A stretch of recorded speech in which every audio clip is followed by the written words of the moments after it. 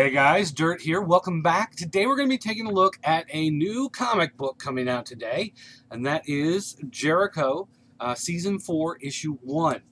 Now, a lot of you may not be familiar with Jericho other than you know it's a TV show that kind of came and went away, and beyond that, you don't really know a whole lot about it. To be honest with you, I didn't watch it at the time either. It's one of those shows I discovered later. I didn't want to watch it back in the day because it had Skeet Ulrich in it, and just watching him in anything just seems wrong. The guy's name is Skeet.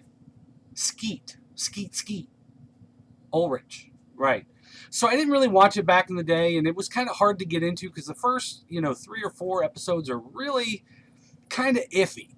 But once it starts taking off, it gets to be really good. And why? Well, it's a post-apocalyptic story. Basically, a bunch of nuclear bombs go off around the United States, and the country gets split. And it splits into basically 3 parts. It splits down the Mississippi, and then Texas stands alone. And the new allied states of America take over the western part of the United States and wage war on the United States of America that remain on the eastern side of the Mississippi. And Texas just kind of playing the field, seeing how it's going to go, as Texas usually does. Now, one thing that's great about this book is that it continues the storyline. There was a Season 3 series that you should probably pick up because the TV show went Season 1, Season 2, and then the writers of the series turned it into a comic book.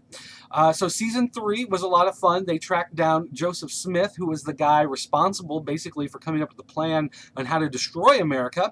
And for him, he thought it was a good exercise in trying to figure out how this stuff's going to work. Little did he know that they were going to make it into an actual event. Once it actually happened, though, he's extracted and brought by the rebels, and the rebels are the people who live in the town of Jericho. They don't like what's going on in the United States after the war.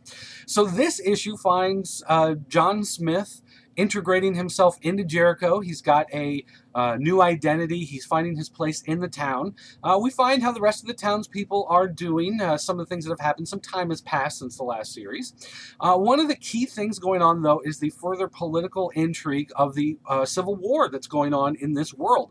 And we find that the Allied States of America have set up these basically satellite relay places all along the border, and the rebels are going to go in and destroy them in the hopes that an uprising will occur within the Allied States to try to bring them down and reunite the United States. Now, I don't know if it's really going to work in the long run. Probably not, because that would kind of wrap up the series and be the end of it, but it's fun. I love these political type thrillers where it's really about politics, not really about, like Republicans, Democrats, but like real politics. And so an ongoing civil war in the United States is a fun read.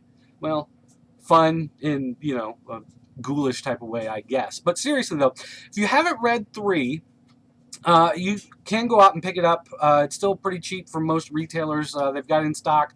They collected the first 3 issues into one volume, and then you can pick up the last 3 issues separately. They did a trade paperback of them. There's a lot of ways to get your hands on them. And even if you didn't watch the TV show, you can start out with Season 3, pick it up pretty easily. Season 4, they do a really good job of laying out all the characters. If you've never seen the TV show, you can probably pick it up, although I'd still recommend finding those back issues. But still, Jericho, Season 4, Issue 1, worth every penny. Available in print and digital today.